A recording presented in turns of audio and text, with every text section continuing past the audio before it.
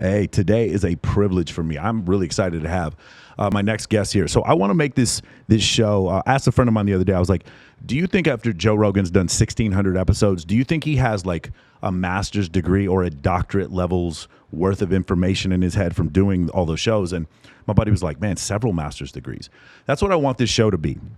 But I want it to be from different angles. So you guys know I've already had several models on. I have a physicist coming on.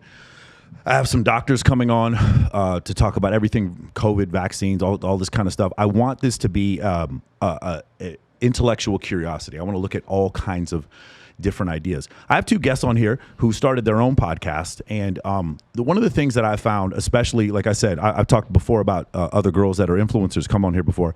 And you get like a one-dimensional side to them, but they're not one-dimensional. There's so much more to them. There's so much more depth to it. So I have the co-host of Coffee and Cleavage on today. I have Lynnie Marie. What's going on, Lynnie? Hey, thanks for having us. Excited. I met Lynnie on many red carpets at many charity events. And Shantal, Monique, how you doing? I'm doing great. Then the first time we met was yesterday. Really excited. I will tell you guys, they look like their photos. That's another thing I wanted to bring up. And we're excited to have them here because, again, this is one of these situations where I get a lot of questions from guys because I do so many of these events and I'm around so many influencers that, like, for instance, a guy may follow an influencer, see me on her page and then be like, hey, what's she like? And the answers or the questions they always ask are really reductive. They're very reductive. You might even say misogynistic, some of the things they say. And I'm like, man, this girl's got a master's degree. Or I had Jamie Villamore here the other day. She's got a master's degree. She's a professional shooter. I've got my friend, I don't know if you got Monica Masnovi's a practicing attorney. Like, there's a bunch of stuff like that a lot of these girls don't know that they're really smart and they do. You guys, I was listening to Shantel yesterday talk about OnlyFans, not OnlyFans, but also your engagement on Instagram in ways I didn't even know about, right? You guys have like I believe have a master's level knowledge when it comes to social media. First thing I want to ask you too is the origin of the podcast, Coffee and Cleavage. Where did you get that idea from? Where did that name come from? Where did this all come from? Well, honestly, we can literally talk on the phone for hours, her and I. So one night we were talking on the phone and I don't know what we were even talking about, but we're like, fuck, this sounds like a podcast. OnlyFans. Yes. We were talking about OnlyFans. Okay. Yes, that's what it was. Yeah, so I mean, we just decided, you know what? That's a good idea. Let's do it. And then the name, I don't know, we love coffee and we fucking have tits, so Coffee and Cleavage. Yeah, I mean, it was really organic. It was just like, we like talking. We were listening to ourselves talk, and we're like, fuck, this just sounds like a fucking podcast. Yeah. You know, and then it took us a little bit to do it. I think the pandemic definitely pushed us over the edge. We're like, we have nothing to lose right now. Let's just fucking go for it. Yeah. And we had no idea what we were doing. No, we had no idea. Like our fucking setup in the beginning was just, cords everywhere. I loved it. It was great. I just full disclosure, I went through double speed. I went through their entire catalog. It's really, really funny. Yeah. So here's the thing. Does coffee? So I don't drink coffee specifically, but I'm a caffeine head, and I drink some before I do this podcast, and I get in an insanely manic, like talkative mood sometimes, especially when I don't drink coffee for a while, or I don't drink any caffeine for a while. Was that also part of this? When you start drinking the caffeine, it made you guys extremely talkative? It does, yeah. And there's times where even like when we're doing our podcast, where I don't know, the caffeine just gets you kind of jittery. I think I definitely do it more than her. Yeah, she like looks over at me and she's like, "Are you okay?" Like, how much coffee have you had like before this podcast and then during? Mm-hmm. It's bad. It definitely gives you the jitters, and sometimes I'm like, okay, I'm talking too fast. Like, yeah. Breathe. Yeah. But it's okay. Nice. Yeah.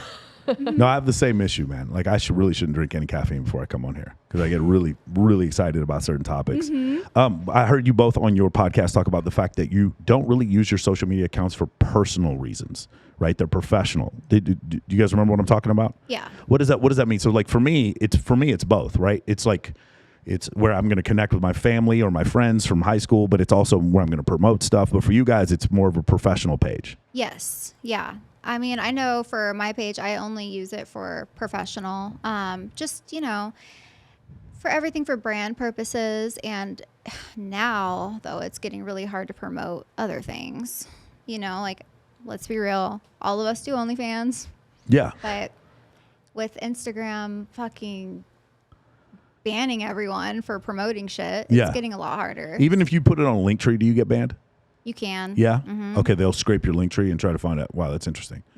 You I've had videos taken down where it goes to my personal website. So I don't use Linktree. I just use my website. And on my Wow. landing page, there's like a subscribe button, obviously. But if I put that in a story, my stories will get taken down within seconds. It just like auto yeah. deletes it.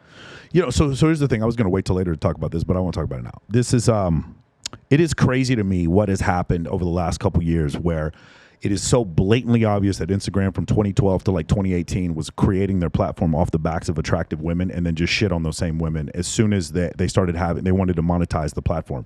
As soon as the growth curve ended, like for instance, how hard would it be for a girl who's really pretty to start from 0 to go to 100K right now compared to how hard it was back in like 2014? It's insanely hard. Oh, yeah. I mean, it's insanely hard. So, could you guys talk a little bit about this, about how you guys were given carte blanche for a number of years to do what it is that you wanted to do, and then out of nowhere they're like, no, these things are inappropriate, and the rules were never clearly explained to you? Yes, absolutely. So I actually have a little bit of a different start. I started an Instagram in 2012, but I didn't really understand what Instagram was for at the time. I was a college student. I was working 3 jobs. Social media wasn't that important to me. I just showed up to shoots. You know, it was kind of like a different era. Meanwhile, though, I made a Facebook and that like blew up because same thing as Instagram, like the algorithm just favored beautiful women. You know, you could easily grow hundreds of thousands of millions of followers from just posting and having really great engagement. And by the time I got into the Instagram game, which I think was maybe 2017 or 2018, so kind of late in the game, that was already changing. All of a sudden, my pictures were being deleted because it was sexually suggestive to wear a bikini, which is mind-blowing. Well, I mean, I don't understand how that's not misogynistic. And specifically coming from Silicon Valley, the most woke place in the entire world, for them to do this, it's almost like women should be protected unless they look like this. Then they shouldn't be protected. I've had this issue before where I try to raise money for domestic abuse shelters on a couple occasions. And then I'll straight up ask them, I'm like, do you want me to bring Abigail Ratchford? Do you want me to invite Emily Sears? And they're like, no, we don't want those girls. And I'm like, what? Do you think because they're attractive that their boyfriends would never hit them either? Like, it doesn't fucking make any sense to me. And one of the things that I find to be very hypocritical is this idea that like, you'll have someone who's a victim of domestic abuse and they during their victimization, they're told, well, this happened to you because you dressed a certain way. And the problem is that now I'm trying to raise money for you and you're still believing this bullshit. No, it's ridiculous. There's no reason a playmate can't raise money for domestic abuse. This idea that somehow Playboy objectifies women when women wanted to be in it, it boggles my mind, because what it tells me is that there are people out there that think that because you guys are attractive that you do not have the agency to choose whether or not you're able to exploit yourself. It's ridiculous. It's not exploitation if you choose to do it. And when I hear women, they're like, I've always wanted to do this since I was 12. Well, how the fuck is that dream not just as rational or just as relevant as somebody else's dream to become an astronaut? To me, it's ridiculous. Mm-hmm. Agreed. I mean, I could not fucking agree fucking more. Amen to that. Amen. Yeah. Yeah, it is just pretty fucking mind-blowing. I mean, I can't even wrap my head around it, to be quite honest. Mm-hmm. It's so, I don't know. I just lose words. It actually like makes me actually really angry, right? You know, just thinking about it. And especially on social media where it has just become more and more fine-tuned. Yeah. Like the rules just lay on rules that lay on rules that lay on rules. But you don't really know, because apparently if you touch your boob with a coconut, that's fine. But if you touch your boob with your hand, you're violating terms of service. Yeah. Exactly. And now you could see that some photos I see of girls wearing sheer tops, but that's okay. Yeah. You know yeah, you can see their nipples. Yeah, you could see. But if you have a hand bra, like that's not okay because you're touching yourself. So it seems to me, so just to lay it out for some people out there. So some people may be like, well, you know, they're posting scantily clad photos on a public website and maybe children don't want to see it.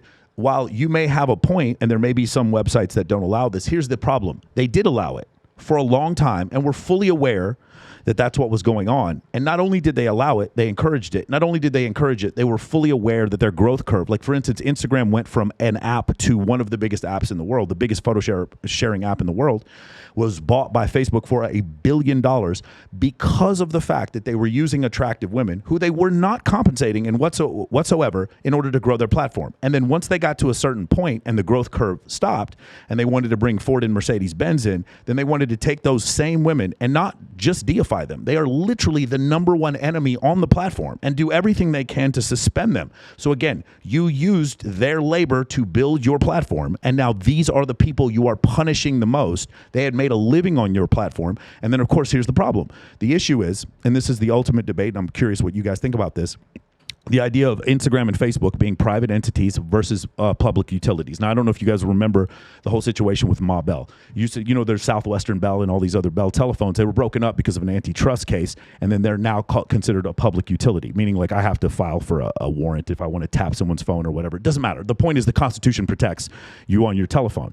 And the argument is, why is it that the First Amendment protections do not apply to Facebook and they do not apply to Instagram? They apply when it comes to hate speech, but not when anything else. Like, for instance, if I mass report your account, if I accuse you of a crime, like for instance, you robbed me or you stole some money from me via theft, you don't just go to jail. You can be charged with a crime, but then you get what's called due process. You get the right to face your accuser, the right to face your accuser, the right to face your accuser, Instagram. And then also you're allowed a chance to defend yourself, and then you're presumed innocent until proven guilty, right? That's what happens. On Instagram, it is the complete opposite. The accuser is fully 100% believed. And by the way, let's be frank here.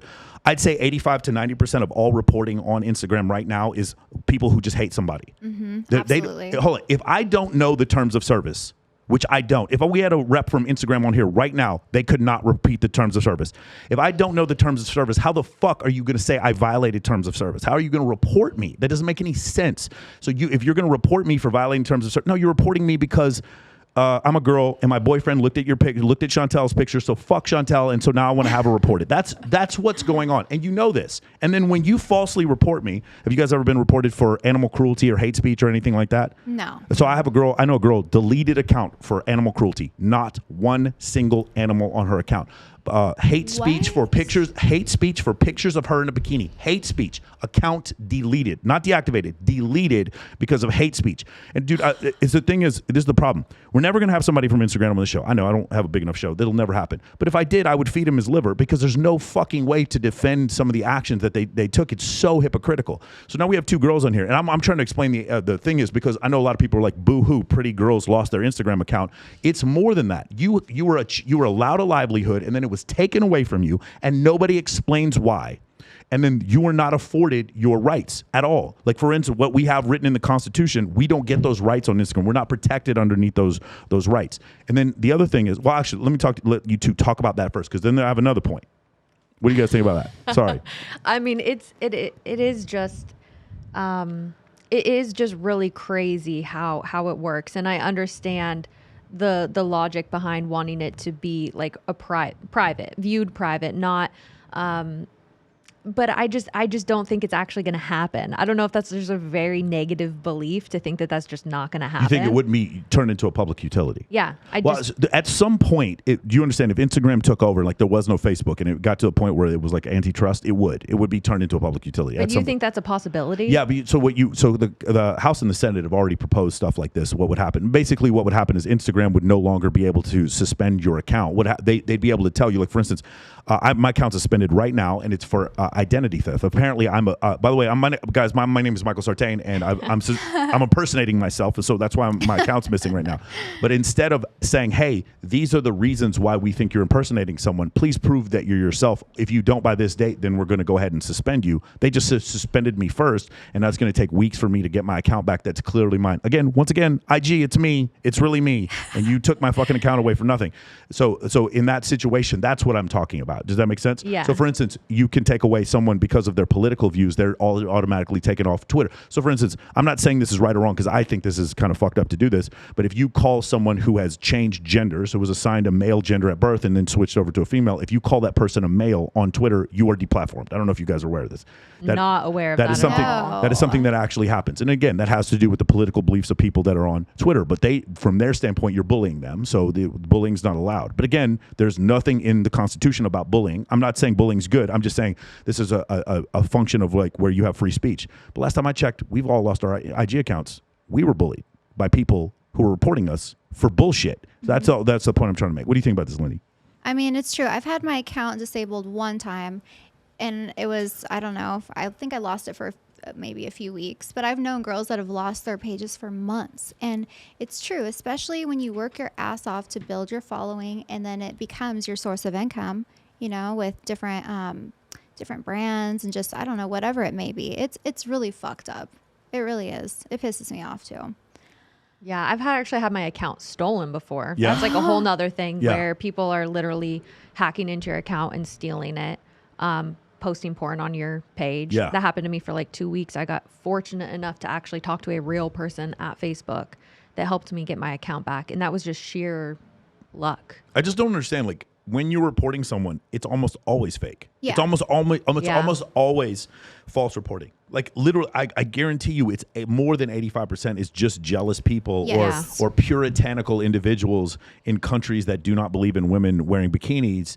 And they're just basically, I'm offended because you're attractive. And that's the second thing I wanted to get to. You are not offensive because you broke the rules. I'm just telling you guys this. I'm going to tell you guys this also. Anybody from Instagram watching this.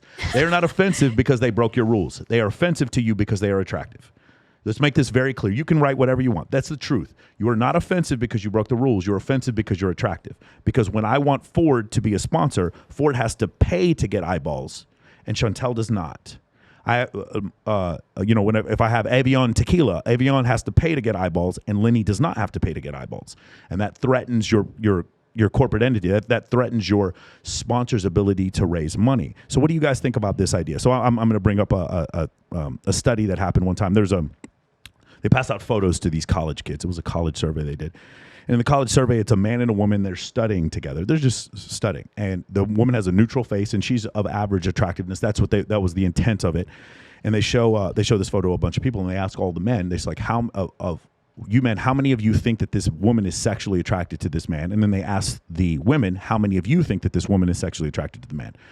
And the men, something like 68% of the men were like, she's attracted to him, which is ridiculous because she wasn't. The point of the photo is that she's just studying with him with a neutral expression on her face. But these men just assumed that she was attracted to him. They made her more attractive. Put makeup on. She had bigger boobs. She was showing cleavage. They asked the men again. By the way, it was like 68% of the men, 17% of the women.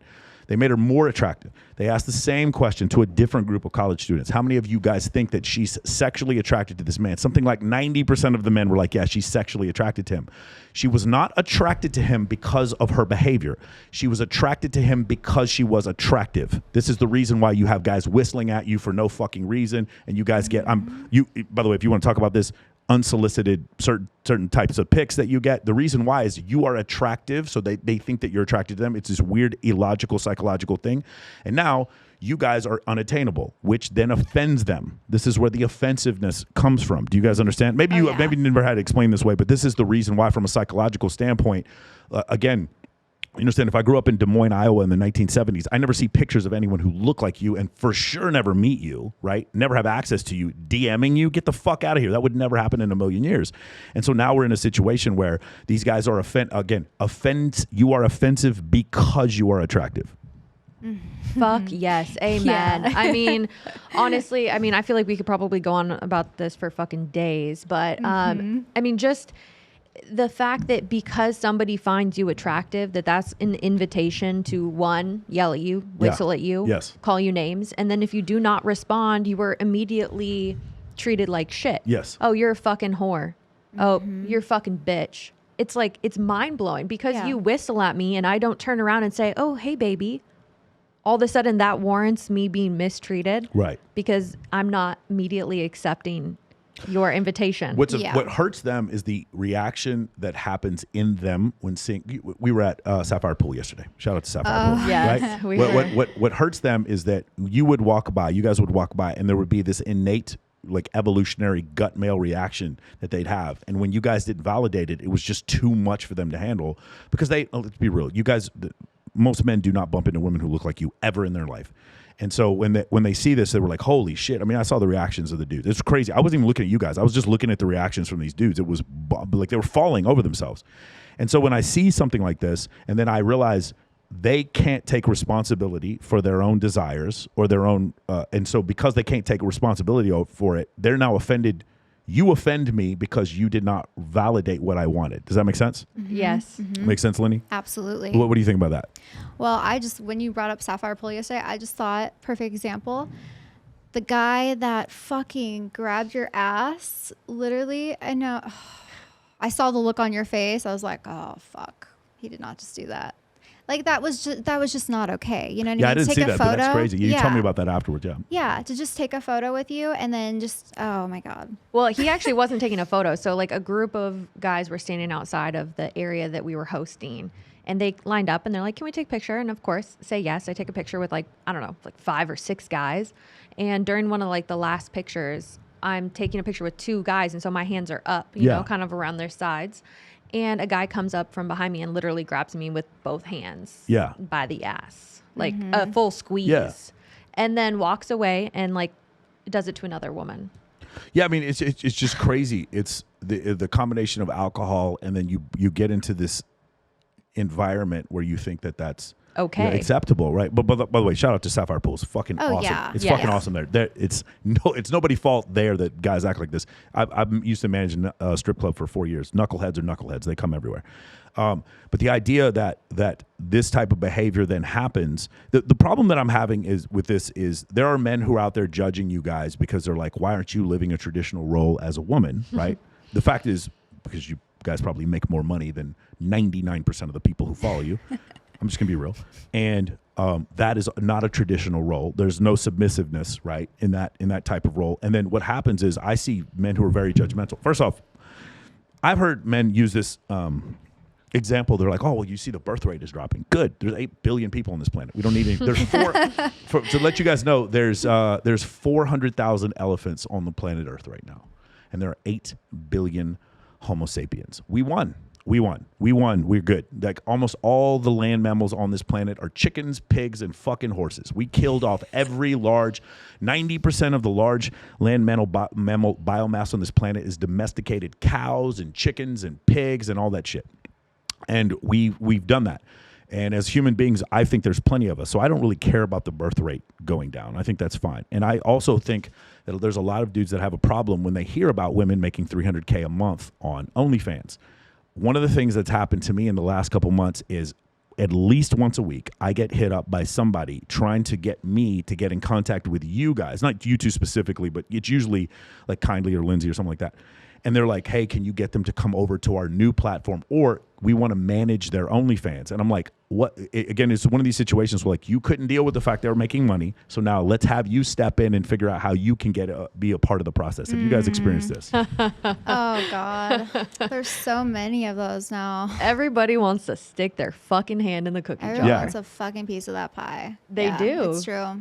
Mm-hmm. They do. As soon as they find out that you're making money, first it's like, well, what the fuck? How are you making this money? Yeah. Like, oh, that's fucking stupid. That's not a real job. I mean, how many times have we fucking heard that? Yeah. You heard that before OnlyFans existed. Yeah. You know, people would be like, oh, you're a model?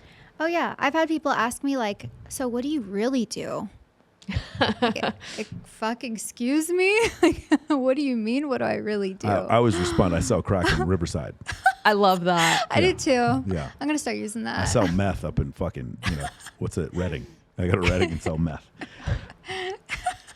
No, I'm just saying, like, just going back to what you're saying before, the stigmas that happen. But here's the other thing. Like, again, I have never seen anything happen because what happened was IG was sort of this sort of esoterically making you money, sort of, right? You would get brand deals, but you'd post and it wasn't like post and then here comes the cash.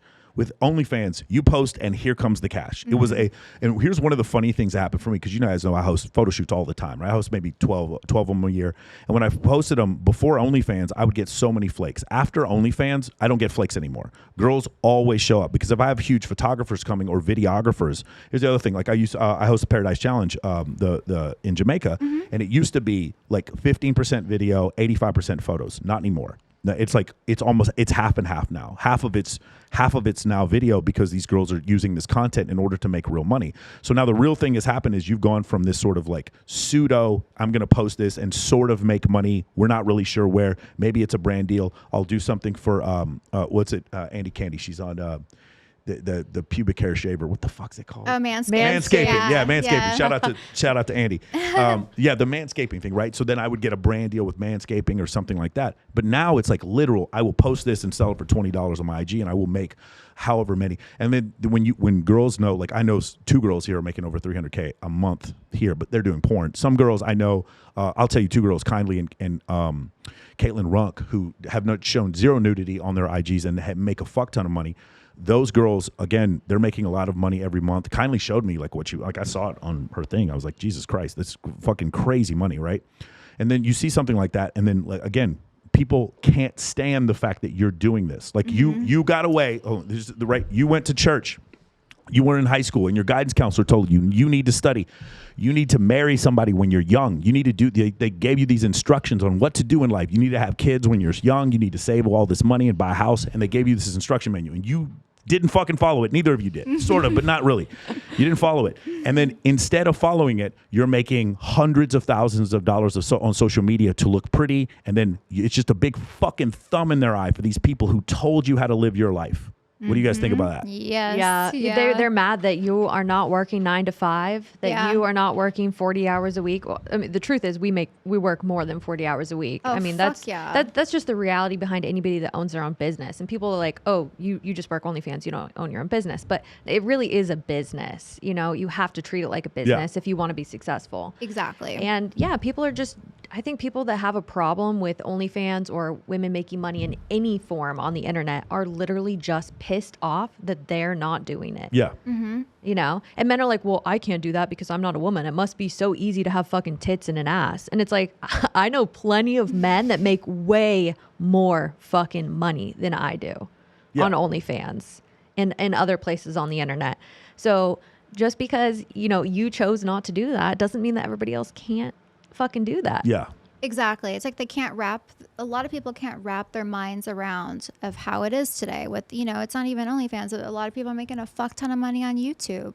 Exactly. I mean, TikTok. Everywhere. TikTok. Yeah. I mean, if you want to be offended by somebody, there's a gamer out there right now, or some kid who's like opening boxes.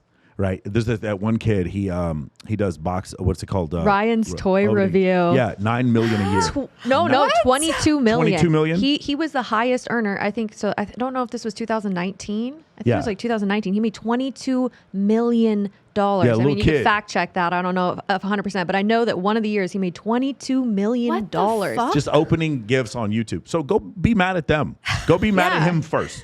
How about some gamers, like some guys out there who play COD, and all they do is a game, and they make $100,000 a month like gaming. Go be mad at them first, and then go ahead and be mad at them second, because that's kind of a little bit hypocritical. Yeah. Just going back to what we were saying before. So this is an interesting concept when it comes to OnlyFans. There's more than 2 different avenues, but there's main 2 avenues, right? When I explain to men, hey, there's women who go on OnlyFans and don't show any nudity and don't have sex with anyone. They're like, really? They're actually surprised by this. They think everyone who's on OF is doing porn. So now we have 2 different avenues, right? There's the one avenue where we just no nudity, and then we have a little bit of topless, and then the other side where I have a friend who it's her and her husband. It's her and her husband with 2 girls. It's her and her husband with 3 girls. It's her and her husband with 2 trannies. It's her and her husband with a midget. It's her and her husband with tentacles. It's her by herself with a fuck machine and 4 other girls. It's her with, we can keep going forever. Yeah, that's porn. Yeah. Right. No, but it's not porn. It's just like, can you talk about this? So I know some girls, it's like when you cross that line, you can't go back. You can go in one direction, but you can't go the other. Right? Yeah. Yeah. I feel that's very true, because no matter what, they always want more. Yeah. You know, so the minute let's just say you're doing implied and then they want topless. And then after topless, they want, oh, let me see your kitty. And then from there, it's like, okay, now let me see you figure yourself. And then it just, okay, now let me see you get fucked. I don't know. It's never, you can't go backwards. Right. I've actually talked to girls who do porn and they're like, gosh, I wish I wasn't giving so much of myself away. I wish I can go back to just, teasing. And then I know plenty of girls who are like, I'm so fucking happy. Yeah. I'm making money doing this. Like I masturbate on my own every single day. Anyways, now I get paid to do it in front of camera. Yeah. Right. I literally talked to a creator that told that to us on our podcast. We did actually. Shout out to Adelia. Yeah, she's fucking awesome. She is fucking Love awesome. that But she's girl. like, man, I did this every day at home alone anyways. Now I do it for the camera. That makes sense. And I make fuck tons of money. And she's like a top 0.02% creator on OnlyFans, which is fucking insane. Yeah. It's a lot of money. That's judged by revenue or subscribers? So that's by revenue. Okay. So that's by like monthly 30-day basis rolling how much money you've made in 30 days. Yeah. So depending on how much money other people are making, where you stand in the, in the top. So that's a lot of money. For me personally, I feel like I do think it's a slippery slope. Like Lynnie was saying, once you start doing something, your fans do get really, they get entitled to a piece of you and they want bigger and bigger pieces. Right. And so it does get a little bit emotionally exhausting sometimes if you don't have really firm boundaries. Right. And even obviously with boundaries, it can weigh you down. But like for me personally, I did Playboy at a pretty young part in my career. I think I did it when I was I first posed for Playboy, maybe tested when I was like 19. I just like right off the bat knew like I just want to do Playboy. And after I did Playboy, I was a cyber girl. I ended up being a playmate. I stopped shooting nude and people were pissed at me. Like, well, you were naked in Playboy. So why won't you get naked on OnlyFans? That's my personal choice. Yeah. So in a sense, I did take it back. Me and my pastor talked about this and we decided no more nudity on my OnlyFans. Please swipe up. I'm doing $3 for the whole month.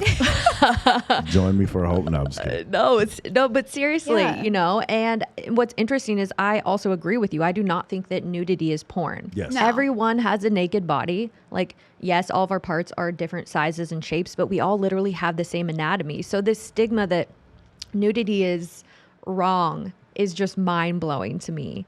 I don't think that nudity is porn. I do think that like touching yourself, getting into that does lead to that. Yes. Because that is like more sexual. Like you're stimulating yourself sexually, then to me that's like that falls into the category of sex. Yeah. But I've had people tell me like, oh, well, even just implied nudity is porn because you're acting like you're stimulated or just touching yourself, like touching your chest or touching your arms. I'm like, You're like, that's not fucking porn. like, this is porn? Yeah. But I mean, for some people, like, come on, let's talk about ASMR for a second. Oh. Hello. We can talk about Hello. Do you like that? We don't have to worry about it. We can talk about it right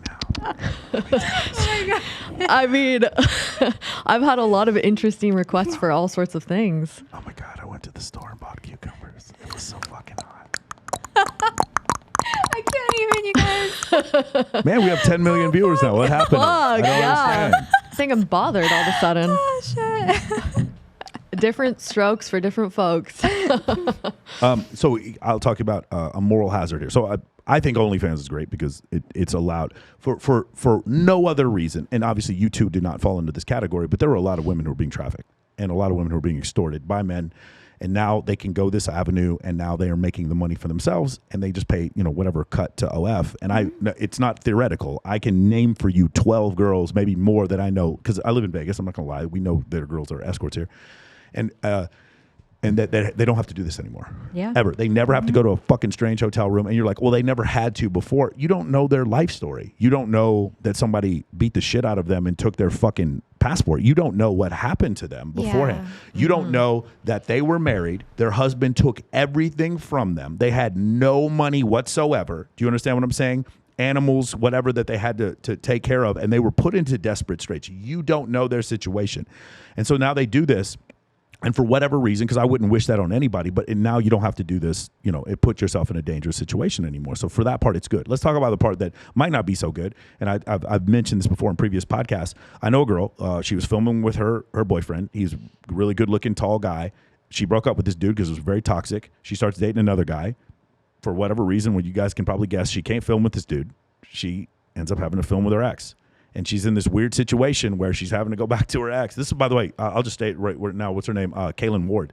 The girl is like the top girl. She's doing this. Exactly what I just said. She did this where she was with a dude, broke up with the dude, and then now she has to film or at least show videos of her with the previous dude while she's with another guy right now. And how weird the sort of moral hazard it gets for you to, because like girls who do hardcore porn, they want to film with certain guys. And now you have a situation where like you're trying to be in a relationship, but man, you made $100,000 off one video. You see the moral hazard that's created from that. Can you guys talk a little bit about that? We're like, shit. whoa, damn. Damn, $100,000 off a video. That's crazy. Well, no, I know one girl who was just she wasn't even doing nude, and her boyfriend convinced her to do one guy girl. She made $125,000 off this one video that she did. Wow. She broke up with the guy, and then it was just one of these situations where she wanted to buy a house, and this guy's he hit her like fucking terrible, dude. Goes back to him to film because she's not comfortable filming with anyone else, so that she can buy this house. I mean, is this a weird conundrum that I'm seeing? I don't know what you guys think. I mean, I think this is something that's real in all in all aspects of like social media and online, Snapchat, the world, like in just in general, like maybe even in the porn industry, like the traditional porn industry, is that you come into these things where mental health just ties into so much of what you're doing and where you are. Like it just, I mean, it does absolutely cause these issues. Do I think that it's just OnlyFans or the fault lies on OnlyFans? I don't think so. But there are real issues that women and men are facing. Yeah. Or videos where I know several instances actually where two people are filming videos together and they break up. Yes. And then one person is still making money on the videos. And the person that was their partner is exactly like, the situation I was talking about. they're like, I don't want this video out there anymore. Stop it. Like, stop selling this video. And they're like, it's already on the internet. It's too bad. Yeah. And so then you have this other person feeling like vulnerable, like, I don't want the world seeing this, like, take this down. And they're trying to take it down and get like content removal to have the video taken down. And it does. It's like, who's the right party? So I think that there's a lot of like legal and ethical issues surrounding it when you have more than one person, especially on an account too. I know several people that like they broke up and somebody kicked them out of the account and the account's in their name, but they were both using the account. Right. So whose account is it? Right. You're both in the videos, you're both fucking, but the money's in one person's name. Yeah, no, this is. I mean, it's a problem. These but are standard business practices. This happens in all different kinds of businesses. Yeah. But yeah, that's actually the example I gave you. Exact same thing that happened. Yeah. It's a situation where you have, and this is numerous times I've seen this where people are filming together and they're exchanging, and you'll see the same video on, maybe they'll both offer it or whatever on their Twitter or OF or whatever. And then when they do it, one side is like, I want this down, or I don't like this person anymore. I don't want to be associated with this person anymore for whatever reason. And they're like, well, I have the legal right to have it. You gave me the release, so you can't go back. And so that becomes a bit of a problematic nature. A little bit on a lighter note, since we have already gotten into the First Amendment. I was waiting to the end of the podcast to talk about that. Let's talk about this. So you guys had some topics that I thought were fantastic on your show, and I liked your insight. So here's one of the things that I'm going to go ahead and talk about this real quick. I tell my clients and all my friends that they're like, why is my life the way it is, where I get invited to all kinds of stuff and I get to host all kinds of events. And I tell them one thing. I was like, I have a ton of female friends. And a lot of guys have a very difficult time with this because they're confusing Michael Sartain having female friends with being friend zoned. They think these are the same things. These are not the same things. Being friend zoned is shooting your shot and the girl's like, nah, I don't really see you like that. Having female friends is like, I know where Lynnie lives. I know things about Lynnie's life. I know where you live, blah, blah, blah. I know like, you went to college at this place. You went to college in Arizona, right? Yes. So this is biographical information that I would know, and then what your motivations are, and then treat you like a friend. I have my friend who's a therapist. It's really funny because she was on last week. She's a therapist. She gives me therapy advice. I give her like advice as far as like business stuff, and we give each other advice because she's my friend. This is very difficult for men to deal with. I ask guys this sometimes. I ask this question often. If you could be in a hot tub with 6 really attractive women, you're not going to have sex with any of them, but you could play Never Have I Ever and just like laugh your ass off. Would you rather do that or go play video games? And I find most men say they'd rather play video games because they don't like the idea of no chance of having sex with these women. Does that make sense? Is that because they see women as only sexual objects? Some men do. So this is the saying I have. A lot of men I know like having sex with women, but they don't like women. And this is a problem because again, one of the situations happened is for me, because I've been around this so much, it doesn't affect me as much. But for some other guys, if I were to introduce you to other guys, the pitch of their voice would go up and they would act different. They would act weird. And they would be, because their brain would tell them, I need to be the best version of myself to have a shot with you too. Which you don't, but they would sit there and pretend like they do, right? And so you have this type of situation where they would change their behavior based on how you guys act. And one of the things I always tell guys is like the way you want to get out of that and the way you want to become incredibly calibrated to meet the woman of your dreams is to have a fucking ton of female friends that are just like her. I went through a really bad breakup maybe 6 years ago. And when I went through the breakup, I had a female friend she's a huge model. She has like 3 million followers, blue check mark, she's a real estate agent now, but she's a man eater. This woman just runs through men like crazy. They're chasing, they're crying, baby, I love you, slashing their own fucking tires, threatening to kill themselves. Like the girl's got the voodoo clam, right? And so but I've never dated her, right? Because I'm not, it's fun to look at a white tiger. It's scary to get in the fucking cage with her. And I know that's what this girl was. She's a man eater. And I would sit there and I'd ask her for advice. Like, what do I do about this girl? And her advice was the best advice I'd ever gotten in my life. It was toxic as shit, but it worked. Every single thing this woman said worked. Because what I was going through, she was an extreme example of that. Do you understand what I'm saying? It's like having a basketball coach versus having Steve Nash teach you how to shoot free throws. Like this girl was so beyond what I needed, and her advice was phenomenal. And I tell guys this, like a lot of guys are afraid to have. You mentioned before about getting out of the friend zone, show the other girls that you're talking to. Mm-hmm. I do that all the time anyway, and it's absolutely fantastic. Because I do get really good advice. A lot of guys don't think that women are going to give a good advice for other women, but I disagree. I think you find women that are the archetype that you like. Maybe they're married or in relationships, or for whatever reason, you're not going to date them. And then you become friends with as many of them as possible. And then from that, you can grow your social circle. Most of the women that I date, most women I date, women are introducing me to those women. Wake the fuck up. Like, I don't know how else to explain it. What do you guys think about this, guys having female friends? Well, exactly what you said. I think it's a good thing, you know. It definitely, especially if you're trying to get out of the friend zone. When we've talked about that in our episode. Shit. Yeah, I think it is, if you're looking for a specific type of woman, you want to date a model, definitely become friends with models. Not because you want to fuck them, but because you want to learn from them. You want to learn how to act around them. You want to learn what's okay and what's not okay. And you're going to pick up on all of that literally from being friends with them. How about this? So a lot of times, I'll be dating someone, they'll be like, oh, I'll see you at the Ignite party. And I'm like, yeah, no. She'll be like, oh, I'm going to the Ignite party tomorrow. I'm like, yeah, I'll see you there. Like, yeah, I'll be there. But the reason why is because I know so many girls. Like, how do you get into these places? Well, I'm on stage at XS because I brought 12 girls. Again, this is just so mind-boggling to me how so many men do not get this. I watched this Steve Harvey give a video about this. There's another author who I actually like a lot, Rollo Tomasi. He was talking about this.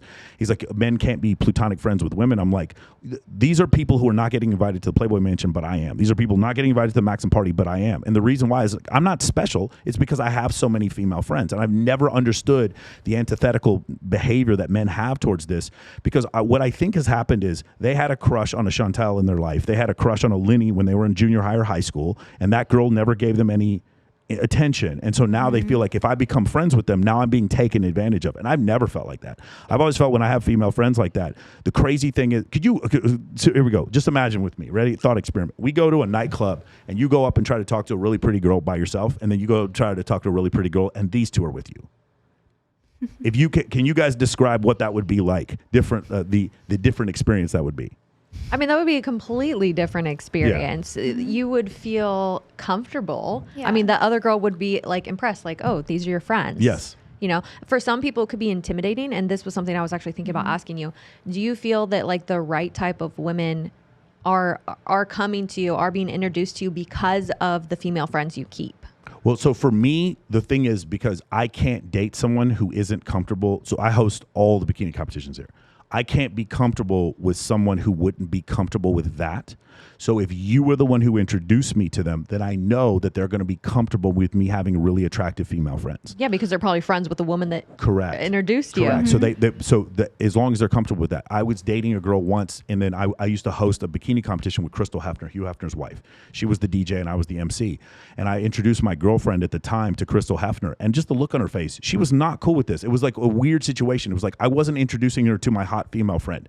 I was introducing her to Hugh Hefner's fucking wife, who then invited me to go to Midsummer Night's Dream. It's like, this is not, oh, my boyfriend hangs around his ex. This is, my boyfriend is going to hang out with a bunch of playmates at the Playboy Mansion. So for me, it's got to be, you have to be cool with that. Most women are not. And what I found before is that I tend to date women who like women, like sexually or attracted to women, because if they're not, then it's just not going to work. And the other reason why I like that is because I can be completely honest. I can also be completely honest with my friends, like my heterosexual friends, like kindly, like I can tell her everything about my dating life. She loves hearing it because she's my friend and she's also in a serious relationship. So it kind of works out, right? Same thing with CJ Sparxx. Like I can tell them everything. So I like that part of it too. As far as the advice part, I'm just telling you, like the advice part is great too, because you can find out what works and what doesn't work. But I like hearing what worked on you. And like, I like when women are very self-aware. They're like, I like bad boys. I keep dating 6'5" male strippers covered in tattoos. What I don't like to hear is you're dating the 6'5" male stripper with the tattoos and you keep telling me how you like nice guys. I don't like that shit. When I hear that, I stop listening to the girl.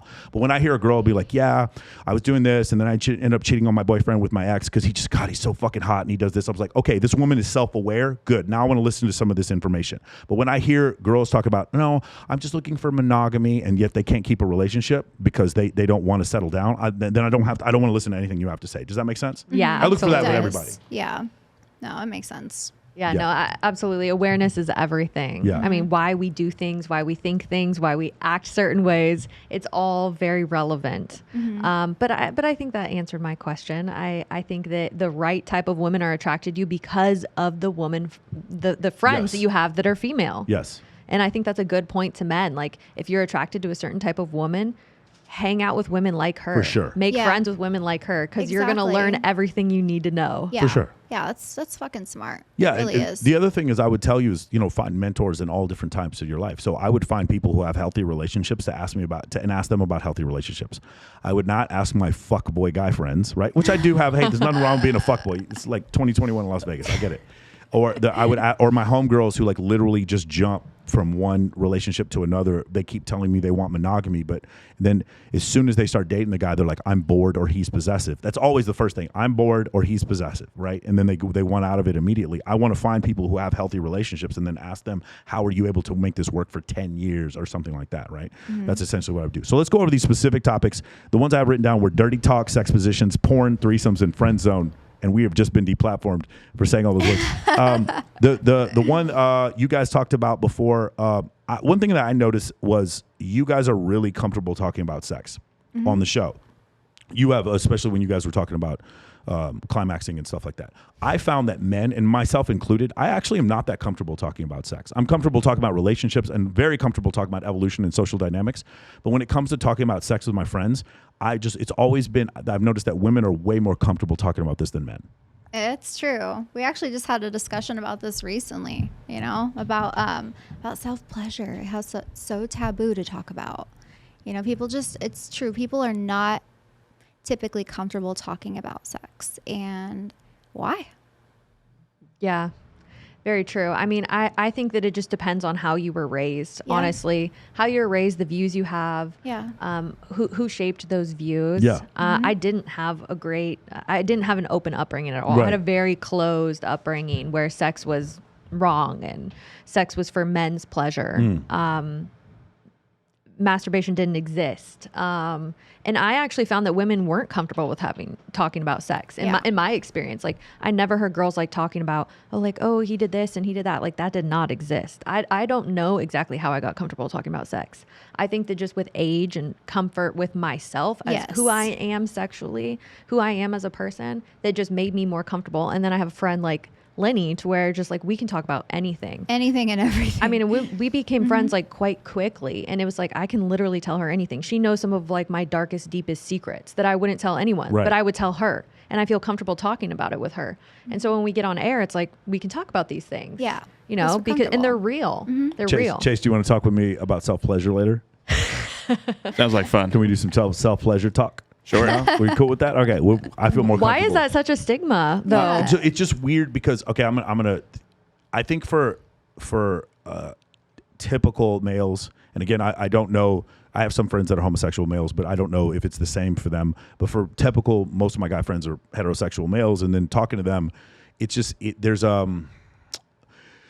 for men who are straight, I believe that a lot of times their masculinity is tied to their heterosexuality. And for women that are straight, their femininity is not tied to their heterosexuality. Meaning like you can be feminine and still like be naked around women and kiss girls and hug them while they're like, it's not really a big deal. But as men, it would be strange if I was like, hey, what's going on, bro? We're just naked, like looking at each other's penises. It would be weird. But where you guys can look at each other naked, it's like not weird. So it would just extrapolate that towards talking about, it's like, oh yeah, this happened with my penis in this position, and that like we don't really have these discussions. We don't. But pretty much guys are like fist bump, yeah, bang that chick. Like that's it. That's about all you hear, right? And I think that's part of what it is. It's like the descriptive nature of it just goes a little bit past sort of this cool masculine demeanor. I think I'm just theoretical. Yeah, no, I think that's that what it is. really is what it is. And I think Totally. that there's like this perception, and maybe correct me if I'm wrong, but from my view, how I view it for straight men is that talking about, masturbating or talking about their dicks or whatever,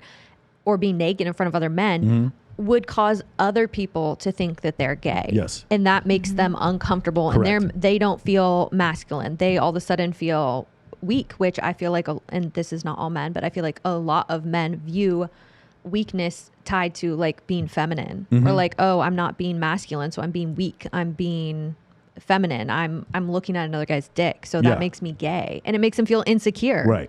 And it's like it's kind of mind-boggling. I think that ties into like a bigger societal view of how we are supposed to act. So let me say this. I disagree with you. I don't think it's societal. I think it's evolutionary. I think it's an evolutionary view. And again, by the way, by no means am I saying that homosexual men aren't masculine. You could be homosexual and masculine. I'm just saying typically as a heterosexual man, you tie your masculinity to your heterosexuality. That's just generally the way it is. That's why women are more comfortable kissing. Like you've seen girls before, like the cameras are out. It's my birthday. I'm drunk and I kiss my best friend. It doesn't mean you want to have sex with them or that you're a lesbian. It's just you kiss your best friend. If dudes did that, that's magic and fucking Isaiah Thomas at the NBA All-Star. I'm sorry, I'm bringing up some crazy shit. Yeah, generally you don't see dudes kissing each other on the mouth, when they're super happy about something. It's perceived a different way, right? And that's where those perceptions come. I don't think those perceptions are cultural. I absolutely think they're evolutionary. I think they completely come from evolutionary because we don't see a lot of women with male harems, but we do see a lot of the other way around if we look at the anthropological record, right? We look at the man with the most children was Muhammad the Bloodthirsty from Morocco, and he had 880 something children. And the woman with the most children was a Russian peasant, and I forget her name, and this is probably 200 years ago. She had 64 children. I believe she had something like 12 pairs of twins or something like that. You can, by the way, Evolution of Desire by David Buss, fantastic book. You guys should definitely read that. And they talk about this, where the men, they get off more by having multiple partners and women more by having one consistent partner. And so because of that, our desires from an evolutionary standpoint are very different, right? You guys talked before about monogamy, right? So now I get into this discussion with every single guest I have. Do you believe that monogamy is the natural state for Homo sapiens? I don't even know. Like, I get that, like, I feel like a lot of women say, like, yes, monogamy is... It's what they want. There's nothing wrong with you yeah. wanting monogamy, by the way. Yeah. Like, I also don't think threesomes are the natural state for Homo sapiens, but But they happen. I'm guilty. Yeah. Yeah. Yeah, I guess I don't know. I just feel like that. I don't know. I guess I do confuse like what is like the natural human reaction versus like what society, because society has been telling people to be with one person for forever. Correct. And if you are with more than one person, then you're a fucking whore. So again, let's go back to this. Society has been telling people that won't be with one person for 11,000 years, since the Sumerians invented marriage. But but Homo sapiens are 300,000 years old, and like hominids are 3 million years old, and there was no marriage.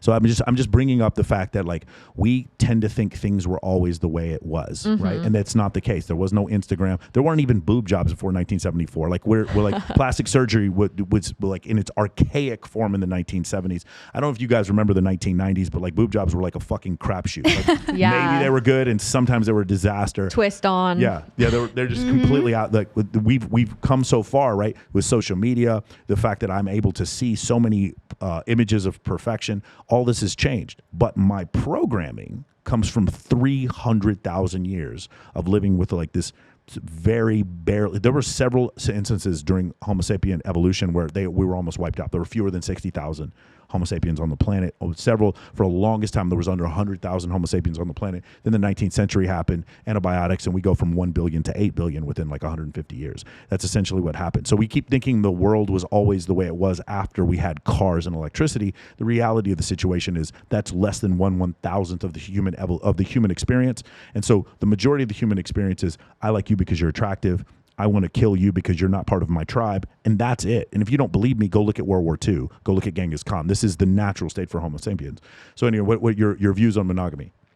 I mean, I feel like it depends on the person. You know, some people, have commitment issues. Yes. Some people like to be with multiple people, and then there's people that want to have that really happy relationship, and they're madly in love, and and then I mean, I think it all depends. It's all personal preference. It all depends on, I don't know. Some people are single forever because they just want to fucking play the field. And then people either get married and divorce and then get married again to someone else. So, I mean, I don't really have like an opinion on it. You know what single is? So we have this stat in sports called wins above replacement. And it's like, it's not a girl versus zero. It's a girl versus the PS5. It's a girl versus dating multiple girls. It's a girlfriend versus going on vacation by yourself with your friends. It's a girl versus going to, a huge party. It's a girl versus going to the strip club with your homies. Like, that's what it is. Do you understand what I'm saying? And so for some people, that outweighs the relationship part of it, right? The fulfillment. I love to be in a relationship so much. I would love to be in another one. But everything would have to be right, and it would have to be more fulfilling for me than the replacement of it, right? Which is the PS5 and going out every night on stage at Access. That's what it would have to replace. And so that's the decision I make. For some people, that's an easy decision to make. I'd rather be married. I'd rather be in a relationship. You know what I'm saying? Yeah. Going back, and if you guys want to talk about that more, we can. Dirty talk, sex positions, and porn. The dirty talk one I thought was interesting because you guys talked about what you liked and what you didn't like. That's again, this is one of these situations where I know a lot of dudes who just don't do this because it doesn't feel masculine to them to say these things. What do you guys think about this, coaxing men out of this belief?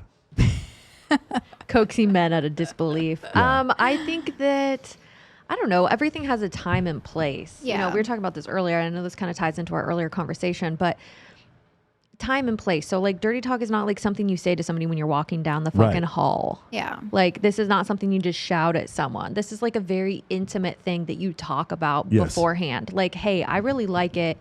I would really like it, or I would think it would be really hot if you fucking text me like when you're horny or when you want me or when you want something specific. And it's something that you talk about. And a lot of people are just uncomfortable with talking because that. I need you to write these down. It's something that you have to communicate. It's not just something that you blur out or you're going to feel fucking stupid. Yes. Yeah, exactly. I mean, I know as a woman, most women are very, it's all in the mind, So if some women are really into sexting or dirty talk, it stimulates them to get them in the mood to fucking have amazing sex. So, It's like a dirty novel. Yeah. It's like reading a dirty book. Why do you think so many women read dirty novels? And so many men don't. Yes. This is the thing. Like, because men are visual. Right. Well, for us, it's so one-dimensional. And then for when I hear women's experience for attraction. So again, there's a book. I will highly recommend this book by Cindy Messon and David Buss. It's called Why Women Have Sex. And there's 238 different reasons why women have sex, which means there's infinite reasons. For men, there's like 4 reasons. Right? But the reasons just they're so varied. It's what's called negative kurtosis in statistics. There's so many different things that women are attracted to or that stimulate them to have sex. I know women that specifically like short men, short, wealthy, really Napoleonic, complex type of men. And I know some women that just like the dumbest, tallest male strippers that they can fucking get their hands on. Strippers. And I know some women literally, if the girl makes her laugh, that's all she needs. And I know some women that are actually sapiosexuals. I know a lot of women who say they're sapiosexuals that are not sapiosexuals. That meaning that they are attracted to intelligence. I know some women who are legitimately sapiosexuals. Whereas men, it just doesn't work like that. It really, you guys are attractive, and if you made twice as much income as you made right now, you would not be any more attractive to most men. Do you guys understand that? And while that is a bit of a double standard, the men's focus is way more narrow, whereas women's is a lot wider. Mm-hmm. So I think that's really interesting. So now here's the situation. For us, the idea of dirty talk, because a man might look at you and just see physical attractiveness. When you look at him, this is why dudes are taking roids and fucking going out and get the Lamborghini and the fake watch, is because they think you're looking at them the same way, right? But you're not. Mm-hmm. You're looking at for all these other signs. Mm-hmm. So the dirty talk doesn't occur to them. Does that make sense? Mm-hmm. Where it occurs to you because it's a different form of stimulation. It's like physical attractiveness, intelligence. Well, here's dirty talk. It's a different avenue of stimulation. For men, we just have one avenue.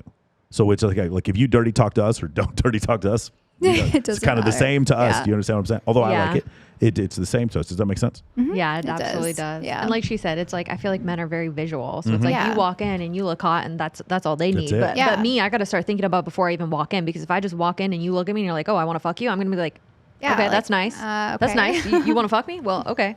Like, that doesn't mean I want to fuck you right then. Right. You have to stimulate my fucking mind. She goes, that doesn't mean I want to fuck you right then. No. She doesn't really show I'm just being real. Like if I'm walking in and that's what you just said to me, I'd be like, you want to fuck me? That doesn't mean I want to fuck you right now. Stank face. Like, I'm sorry, my bad. That was fucking amazing. I mean, that's just how I feel. Like you got to do something more than me than just look at me, or just tell me something. Yeah, you can walk in and you can get an instant boner. You know what I mean? But for you, it's like you're not. I don't have a boner. Are you gonna give me a boner? So great, you guys actually mentioned this on the show, and I just thought about it. Female Viagra. So Viagra was tested on men. It's actually a blood flow product. All it does is just change blood flow. And so obviously, what is the next hypothesis that you'd want if it works so well for men? To try it on women. And it does the same thing. It actually increases blood flow to the genitalia, which has nothing to do with women's libido. That's the difference. A man's libido is literally tied to his plumbing. A woman's libido is not. Make sense? Mm-hmm. That's the difference, right? There's a female Viagra, though. I actually took it once just out of fucking pure curiosity. Did it work? I mean, I thought you were making a joke, girl. I thought it was like no, it wasn't a joke. I forgot. There's a female bag. It's called a Fendi bag. I thought that's what you were going to say. No, that doesn't do anything for me. I forgot what it was called, but one of my friends had it, and she had gotten it prescribed from doctor, and I don't know what it was called, but it's the same idea. It's a little pill, and you take it, and it's supposed to fucking get you turned on. Did it work? I don't know. Because you got to change the way you think, right? Do you guys understand MDMA was originally for that? It was a legal prescription for women who did not want to have sex with their husbands, which, by the way, raises a bunch of other ethical questions. But yeah, that is where MDMA was originally created for. Please look it up. Don't take my word for it. That's exactly that way it happened. And Coca-Cola had cocaine in it back in the 90s. Yes, it sure did. Yes, and the Spanish flu actually came from Kansas. We had all these fun facts for you.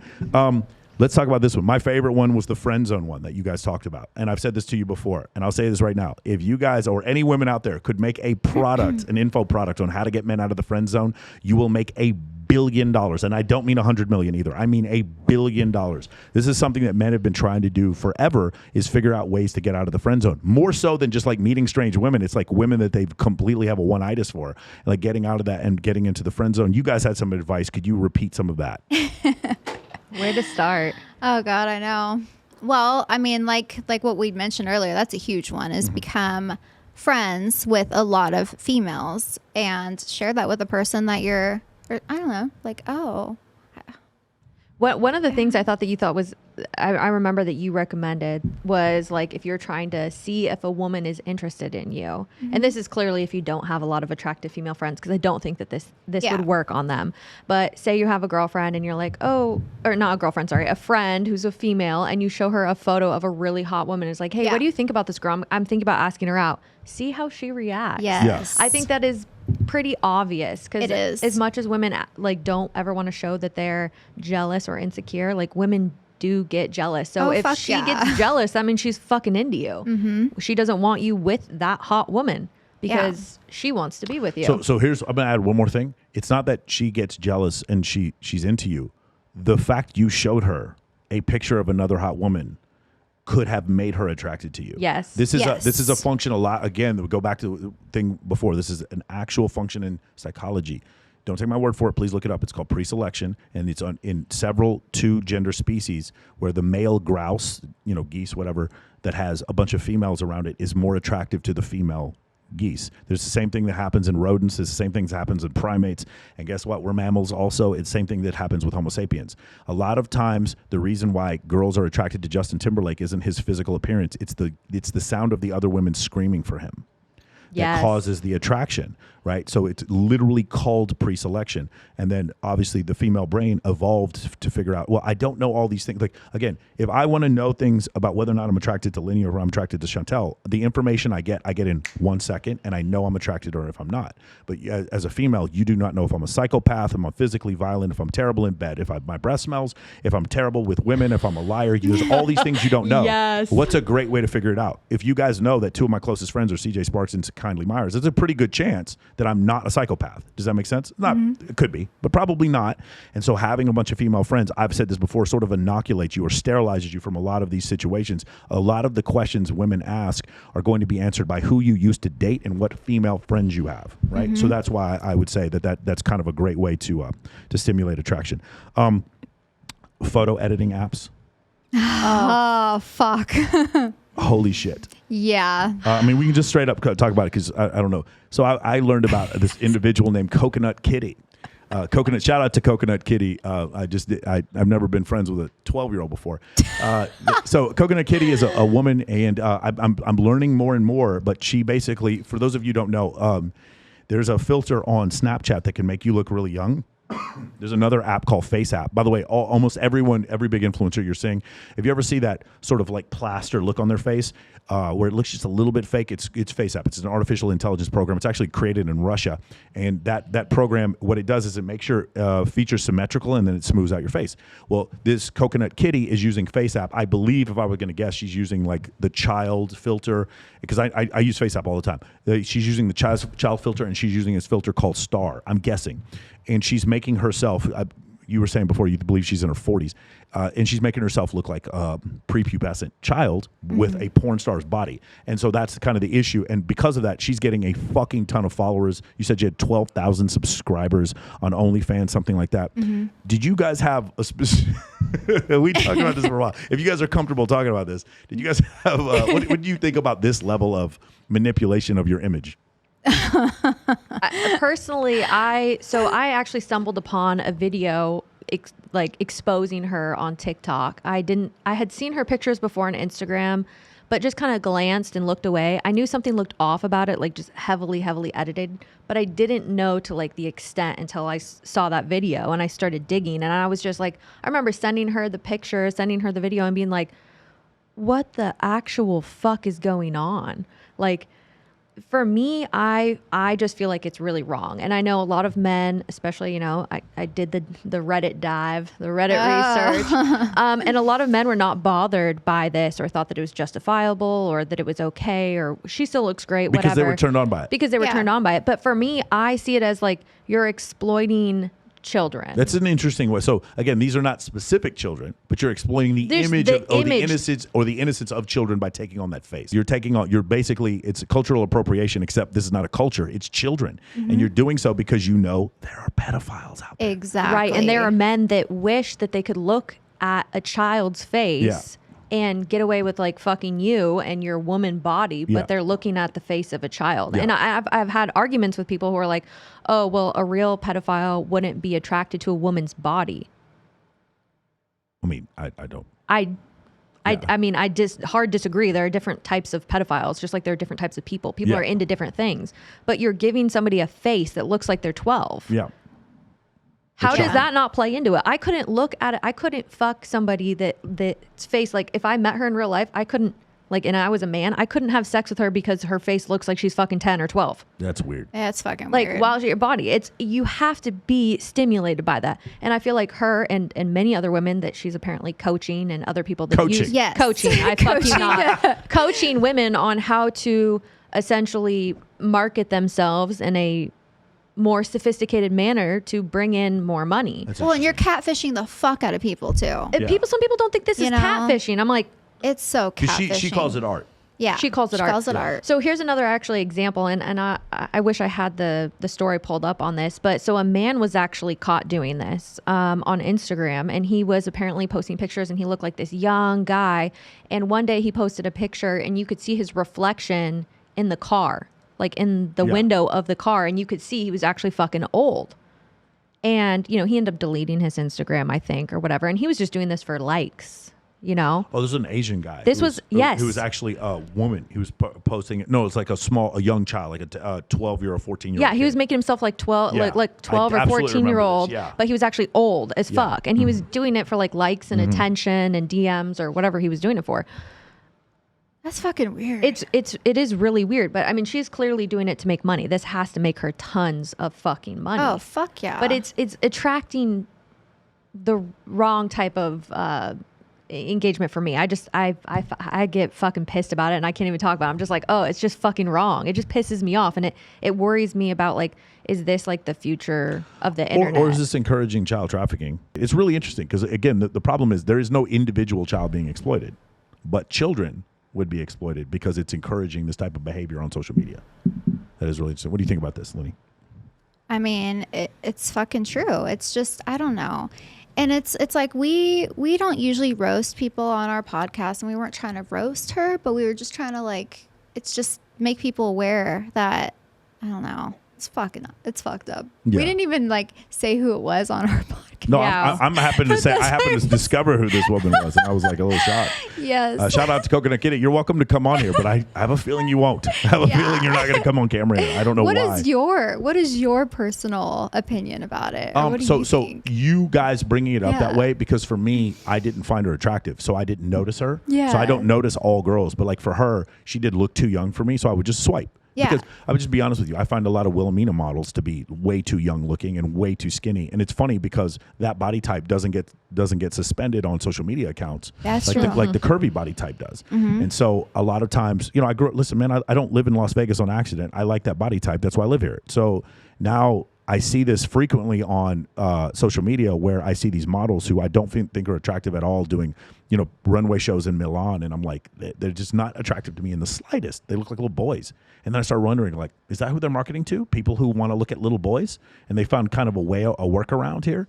And maybe that's it. So for me, I don't know. I find that kind of weird. But the other thing is, like, when they're guys who are like into underage women, they don't tell me about it. So I don't know. It's like, it's not something that I'm going to ever know about. You know what I'm saying? Yeah. And we noticed in some of the Reddit, when we were doing the whole Reddit dive thing, I feel like a lot of guys didn't even think anything of it. Some just think, oh, she's just fucking hot. But when you actually look and you see how the pictures are not consistent, and you'll see one where she looks older, and then like she's fucking 10 years old, but with tits. So the thing is, like, so anime, I'm looking at women that don't exist, and they have unrealistic figures, right? And so I guess that's her excuse, is like, oh, it's just like anime. I'm not this is not a real thing. And I get where she's coming from, but the problem is, like what you said before, this does sort of encourage a type of a proclivity that is against the law. So I don't know. I mean, this is kind of a slippery slope here. I don't know. It's like almost a way to get away with child porn. I mean, Yeah. I mean, honestly, Yeah, because it absolutely. looks like a child's face, but on a full-grown woman's body. That's It really just interesting. dabbles So into that. There has to be a line there, right? You have an adult actress, and then you change her enough with augmented reality for her to look like a child. Yeah. Technically, you aren't breaking the law, but you're breaking the law. Like there clearly is a line, right? So how would a judge interpret this? It's like, well, I'm looking at a 12-year-old. Well, how did you know it's a 12-year-old? This person doesn't exist. But the actress was over age. This is a very interesting conundrum. I'm having an attorney. I'm going to have an attorney on here. We're going to talk about this. That would be fascinating. Yeah, it would. Very Because fascinating. meanwhile, you also have, and this is a completely separate conversation, but you have teenagers on Snapchat sending each other nudes of each other. Yeah. And that's child porn. That same Right. teenager can be prosecuted Yes. for sending her own nude to her boyfriend, and then her boyfriend distributes it to friends, and now he has distributed pornography. Correct. And now they can both be charged with a crime. Yeah. But here's this woman who's making her art, so she calls it, look like child porn, but she's getting away with it. Yeah. It's very interesting. I would be curious to hear what a lawyer Yeah, has to I say. would have to see what a legal precedent or something Yeah. like this would be. Because I know something like this has probably happened at some point. If guys can make money off it, they're going to try. They're gonna host it on 8chan or whatever, 8kun, whatever it's called now, and they're gonna try to get as far away with this as they can. If there's a way to make money, they're gonna try to. I got a couple of questions from friends of ours. First question is from Kindly Myers. She goes, "I want to know how old Coconut Kitty really is and why she aspires to be a chromo's dream. Chromo, like adrenochrome." That's hilarious. How old is she? How old did you think she I was? can't remember how old she was. I think we were estimating that she was in her 40s, but I Yeah. mean, we could be wrong. We could be way wrong. Hey, she looks great for 40. She looks like she's 12. Great Right? job. That's a great job. Yeah. That's awesome. CJ Sparxx wants to know pizza or tacos. Oh, fuck. That's a Fuck. hard one. Tacos. Yeah, tacos or burritos. I would have to Burritos. like throw burritos in there because I'm just like all about the burritos. Okay. Shout out to CJ. That's beautiful. Here's a thing that I wanted your opinion on. So I don't know if you're aware of this.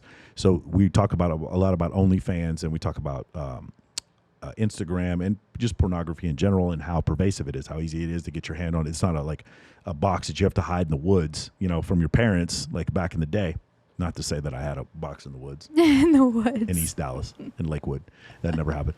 But the thing is, the idea that something crazy has happened. So since the turning point for the change in adolescents or young adults is when the Facebook app came on the iPhone, which would have been 2007. From that point on, we started seeing this massive change in the way that teenagers and 20-year-olds started to behave, where we started seeing the outrage culture at universities where people couldn't come and speak if they didn't agree with what you had to say. And a lot of that came from the idea that whereas my generation, we would get in a fist fight after school, their generation, they would write posts about each other on Twitter. So it's a very different, passive aggressive is the way I would say it. I have a problem with you, but I won't go talk to you. I won't confront you face to face.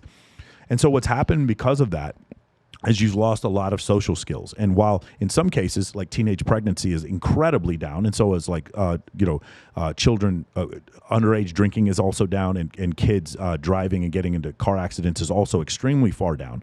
The problem is something like 26% of men, I believe it was the University of Chicago that did the study, and it was in the Washington Post, 26% of men had zero sexual partners in the last year. 26% of men had zero sexual partners in the last year. And there was another study showing some higher number than that, like maybe 30-something% of men between the age of 18 and 30 had zero sexual partners for that entire 12-year period. I mean, they weren't counting whatever they did in high school, but from that point on, they had no sex. And the reason why, to me, is because of social media. And I was just curious what you guys think about that, because, again, the alternatives are so easy for them to find. And the skill set in order to pick up a woman is to attract a woman, especially a woman like you guys, it's not easy. There's a lot of steps that go into it. And if we do anything wrong, we fucking lose. So I'm just curious what you guys think about that. I mean, exactly what you say is so true. Nowadays with social media or having just access to your phone just to look at anything, or even dating apps like Tinder or whatever, I don't even know. I feel like it's definitely easier to meet people nowadays, but I feel like people are definitely more introverted and more into, I don't know, just like not actually going out and meeting people in person. You know what I mean? I don't know.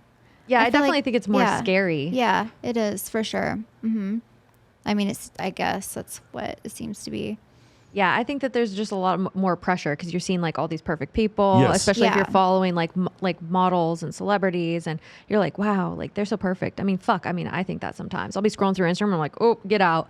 You know, you start to do like this comparison thing, and I think for Yes. men that seeing all of this is a little intimidating, and like you said, you don't know how to approach women, and it just becomes more and more difficult. But then meanwhile, like she's also mentioning like Tinder and all these other things, like that didn't exist. Yeah, but not that long ago. I will tell you that it's like the top 12% of men on Tinder that are having sex with all the women. It's like the same men just fucking Yes. everybody so over in and fact, over. I will also tell you that there's other studies that show it's like 20% of men that are having sex with 85% of the women. And there's 26% of men, like I said, that are having no sexual partners at all. And a lot of women are very confused by this. And I'm like, okay, here, let me help you out with this. We're going to go to Walmart. You're going to walk all the way around the Walmart and notice every man there, not just the men you find attractive, every single guy there. And then you're going to look around and be like, oh, fuck. Oh, I forgot about these guys.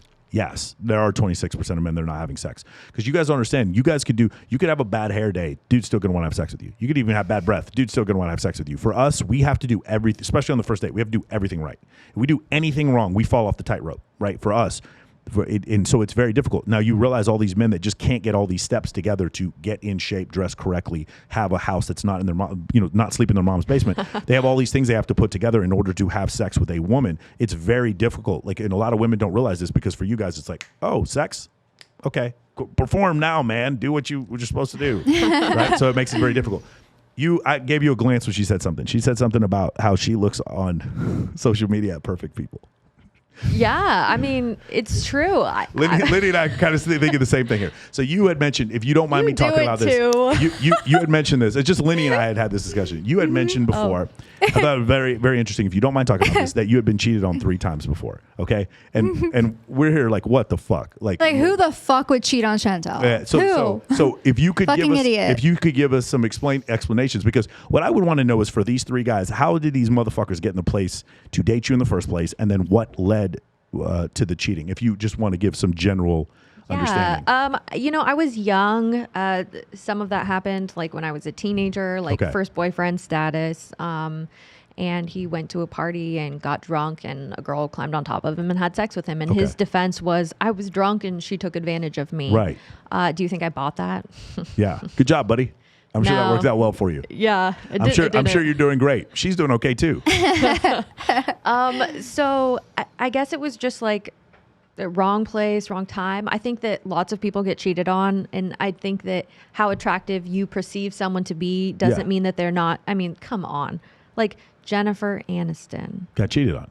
Cheated on. Mm-hmm. You look at some of the most like beautiful women in the world, and they get cheated on, and it has nothing to do with them, and it has everything to do with the person doing the cheating. I think that when you cheat on someone, I think there are 2 different types of cheaters. Yeah. I think there are people that just inherently cheat because they don't care, right? They're just chronic fucking, I'm not thinking of the right word. They cheat on people, and they have no care about it. Pathological cheaters. Yeah. Okay. So you have those people, and then you have people that I feel that the issues are more deep rooted. They're insecure. Maybe they're feeling lonely. So their default motion or their default setting is not to cheat, but they've been put into a situation where they do? Yes. And I'm not saying that like they were forced to do it. I'm saying they had some type of weakness inside of them where they're like, they were feeling insecure about themselves. They were feeling lonely. Yeah. They were looking for some type of validation outside of their relationship. Correct. Maybe they weren't getting enough attention. That's not on their partner's fault for not giving them the exact amount of attention. That's on the person who cheated for not communicating with their partner that they were feeling lonely, that they were feeling disconnected. So I feel like there are just like 2 clear paths. And for me, I can't say to the reasons the people that cheated on me, which category. I mean, I think it was a little bit different, especially like when you involve like alcohol and drugs and things when people are like, oh, I made a mistake. Like I did ecstasy and I cheated on you. Like I heard that one before too. Like, oh, I was feeling so emotionally overwhelmed. And it's like, but you put yourself into that situation. Right. You went and did drugs with girls at a club and went home with a girl. Yeah. Well, that's on you, dude. Let me ask you something. When you first met these dudes, forget the guy, when you were a teenager, the other guy, was it just like, what was the original impression that you had of them, and then what changed? Were these guys attractive because they met all of your standards, and then all of a sudden this came out of nowhere? Were there so here's the reason why I'm asking this. Were there red flags? Whenever I ask my friends before, were there because I look at my last relationship, were there red flags? Fuck yes. From the beginning, did not see them because I was being so validated. Did you ever feel like that? Oh, absolutely. I was being validated. I felt like all the boxes were checked. There were red flags, but maybe I didn't see them. Maybe I chose not to see them. And I think a lot of people do that. You get into a relationship with someone and little things happen and you just let it go. Because you're like, oh, all these other things are so perfect. You're meeting my needs. Like I'm kind of blinded. I always like explain it like rose-colored glasses. Yeah. At the beginning of a relationship, you kind of wear these glasses. You look at everything so beautiful. Everything's so perfect. Yeah. And then like at one point, the fucking glasses fall down and they break, and you can see through all the shattered glass, and you're like, oh fuck, this is not actually beautiful. Yeah. And you start to see people's different colors, the different ugly parts of them, and then that's you know, that's definitely when I that realized. Makes it hard. I mean, listen, like I'm depressed thinking about the fact that somebody cheated on me. I'm like, know. it's not that. I mean, obviously for you, you're a cool person, but also like, what the fuck chance do we have? You know what I'm saying? It's like, hey, how rich do you got to be for your girl to not cheat on you? I don't know. Jeff Bezos, his girl left him. Bill Gates, his woman left him. You know what I'm saying? Like, so it just Didn't Bezos cheat on his wife with like a really young fucking woman? He did. Yes, that is correct. Yes, that is correct. So maybe he's not the best example, but yeah, I mean, I personally think monogamy is not the natural state of humans. I'll just give you an anecdotal example. I know 12 girls who've moved to Vegas, got jobs as cocktail servers, and their husbands didn't move with them. And I know 12 girls who got divorces.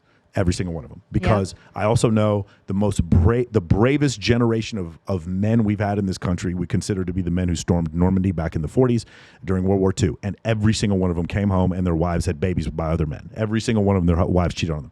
So the situation is, I think that monogamy is one of these things where it's almost like, if you ever see a bodybuilder, how he looks super ripped, if he gets malaria or breaks his jaw, he's going to lose that ripped, he's going to lose a lot of that muscle mass. That's what monogamy is. It's you have to have two sides working at it every day. And when one of the two sides doesn't work at it, then it just falls apart. And then cheating is one of the ways it could end. There's a bunch of other ways that it could end. Do you understand? Like for me, if I felt like I wanted to cheat on a girl, I'd have a conversation where it'd be like, I do not lie, so I'm going to tell you I feel attraction to somebody else, which is why I told you before, I date women who date women, so I never have to have this discussion ever. I never have to lie about it. I never have to say anything like that. So it makes it a little easier, but that's an unusual situation. Let me see what else. There was a couple other things. Man, there's so many things I want to talk to you guys about. Let me see here. We talked about evolutionary psychology. So do you guys think that it is strange that many men are not having any sex at all? Do you guys find that strange at all? I mean, yes and no. Because I want to transition from that. We talk about creepy dudes. Okay, you guys are talking about photo shoots. The dudes were like super creepy. I think the creepiness is a manifestation of I can't naturally get sex. I do. I find that guys who have an abundance of options with women just don't behave that way. So do you think these things? Because again, the creepiness pervades, bro. It's there. I see it all the time. Sometimes I go to parties and I just don't act creepy, and girls come up and talk to me because I'm the least creepy guy in the room. What do you guys think about that? Well, so I think that the whole statistic of how many men are not having sex and they're just on their phones, I don't know. I think it's like we're saying, it's a little harder to meet people, or people feel more intimidated. These dudes want sex. Let's just be clear. Dudes want sex. 26% of dudes are having no sex. Like that is kind of something's broken. It's kind of crazy. It is kind of broken. And I don't know if it's just like an intimidation thing in person. Well, I mean, are they creepy? Well, I mean, we're going to guess that a lot of them are, but let's look at something else, right? 53% of marriages end in divorce, and 78% of those marriages are initiated by the women. So that's another thing where it's like, it feels like the whole system, if you believe monogamy is the natural state, is breaking. It feels like the system is breaking, because you had a point where everybody wanted to date Brad and Angelina. Everybody thought they could get their own Brad and Angelina. So the guy that they were married to, or the girl they were married to, wasn't good enough. And so we started having these problems. In 1975, I couldn't even see a Brad and Angelina. I might see a couple people on the movie screen or whatever, but I didn't know enough about their life. And now I can see these people every day. And I started having these unrealistic views of what I remember telling you guys about when I was in church.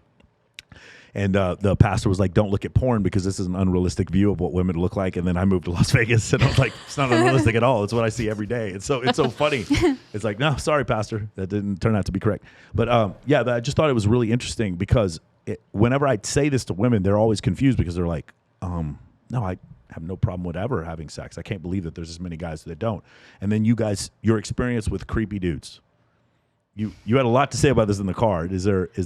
Yeah, I think that so creepy dudes like come in all forms. I think in our podcast we were mostly talking about creepy dudes in the workplace, photographers, videographers, men in professional settings who act unprofessionally, who treat women like objects that they can use however they would like without repercussions. So in this, I think the conversation we were having in the car was more about just like men also seeing you as an object, but just in random settings. Like we were just in the hotel on the way over here, and a guy walked by and told me that I dropped something. He wanted me to bend over and pick it up, clearly. And you just have men kind of making these comments at you as if you're just things. Right. And it's just, I think that how you can not be like this. Like your bigger point was be friends with women, hang around women. You're not going to disrespect women. I'm just going to tell you, like, I'm not going to get, we have rules. Rule number 6, you don't tell anybody who you're sleeping with. So I'm not going to do that. But I'm going to tell you that if I wanted to date lots of women, it would not be difficult because I have so many female friends. Not because I'm good looking. It's not because I'm famous. It's because I have so many fucking female friends that they're constantly introducing me to other girls. And it's like, if I wanted to meet someone, then it would just be very easy for me to do that because of the help. By the way, greatest wing woman who ever lived is Kylie Myers. She's fucking incredible. Like, shout out to Kylie. She knows what I'm talking. I'm not even going to bring it up, but she knows what I'm talking about. CJ's incredible too. But like that's the whole thing. So like, there's a better way. When I see what Matt Lauer did, or when I see what Charlie Rose did, or Cass Anbar, who's one of my favorite actors, and this guy got hit up for like 30 counts of sexual misconduct. When I see this, and I'm like, bro, there's a better way where you actually would meet more girls, be less creepy, and be friends with them and have a more fulfilling life. Not only that, raise a couple $100,000 for fucking charity too, if you would not be such a creep. And it's just so hard, and I don't know where it comes from. And I wish there was a way to fix it. If I was going to say, like, what if I was going to teach a dating course for men, it would just straight up be, let's like step 1, let's like not be creepy in the beginning, and let's figure out what part of that is miscalibrated. And the other part is, let's calibrate ourselves to as many female friends as we can. And that is a sign of weakness. Goes back to what we talk about masculinity. Having a bunch of female friends looks like I watch football, and I used to be in jiu-jitsu forever and play basketball all the time. I'm not an unmasculine man, but I have a lot of female friends because I enjoy the fact that you guys don't brag about bullshit. Like, dude, listening to dudes brag about shit just makes me not want to hang out with them. And like, listening to you guys, it's just something that I appreciate and that I enjoy. Let me see. What was the other thing? So we talk about this. You talked about before overstimulation of images, like how so much pornography has caused people to want. You guys understand? Your look exists now. There are other women that are blonde that have boobs and tiny waists. Mm-hmm. When Pamela Anderson was out, there was one Pamela Anderson. There was not many Pamela Andersons. She hit the genetic lottery and the boob job lottery. She hit both lotteries at the same time, and she was just wow, correct? Yeah. And she had the charisma. If you look at Marilyn Monroe did not look as good in a bikini as Pamela Anderson. Like, it was just, there was one Pamela Anderson. Now there are quite a few Pamela Andersons. There's a lot of women who look like Pamela Anderson. So the overstimulation of that, what do you think that has changed things as far as being able to be in a relationship? Well, in terms of being able to be in a relationship, you mean like how I'm looking at like the guy I'm in a relationship looking at other Pamela Andersons? Is that kind of what you're asking? That issue, but also now you have access mentally to other men who look like Fabio. Which, by the way, shout out to Fabio. He comes to every one of my events. It's really, the actual Fabio comes. It's really weird. It's an awesome dude. He helps me raise money for animals.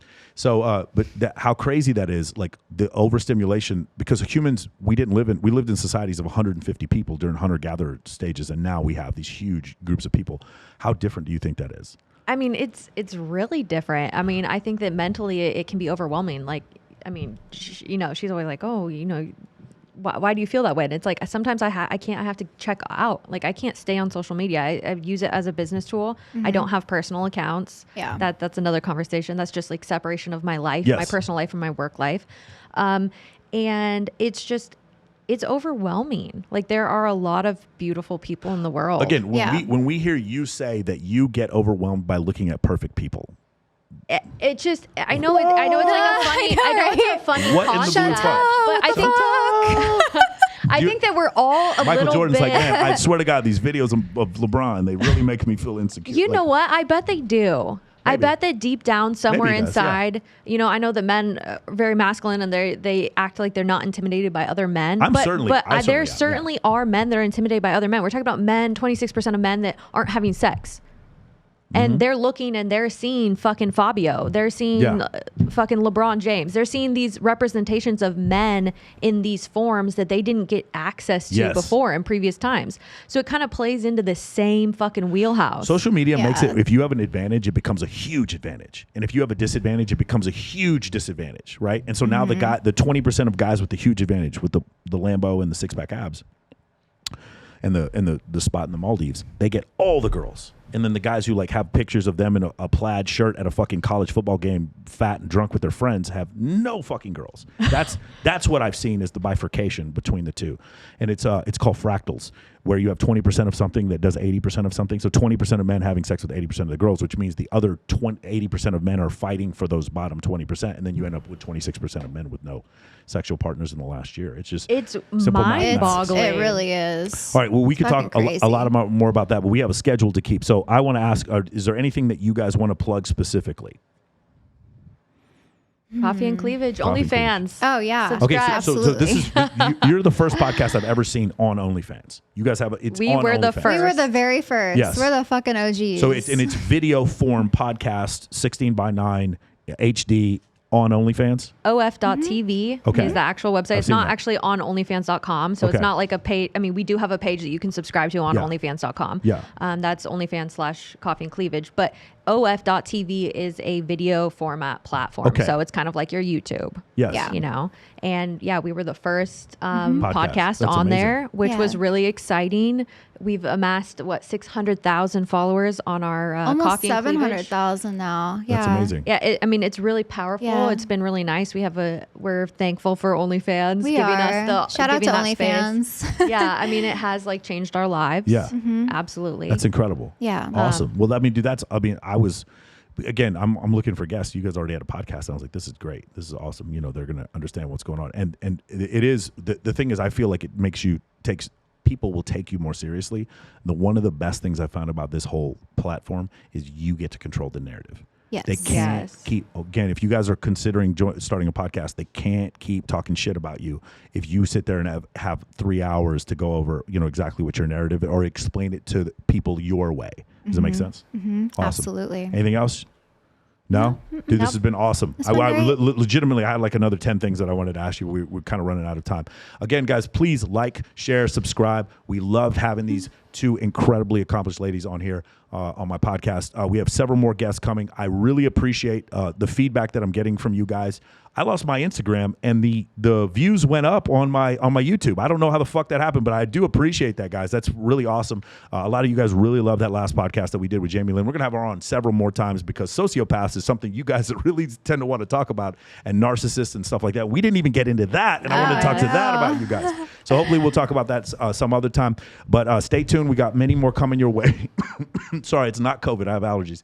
We have many more interviews coming your way, and we're really excited to push this forward. And hopefully, like I said before, I want to provide some level of education, some intellectual curiosity for you guys. I want to fulfill what you want. And if you have questions for me or guests that you want me to have on, please let me know. And like I said before, I'm working on it. I'm trying to get 7 flat earthers on the show versus me at one time. Stay tuned for that. You're going to love it.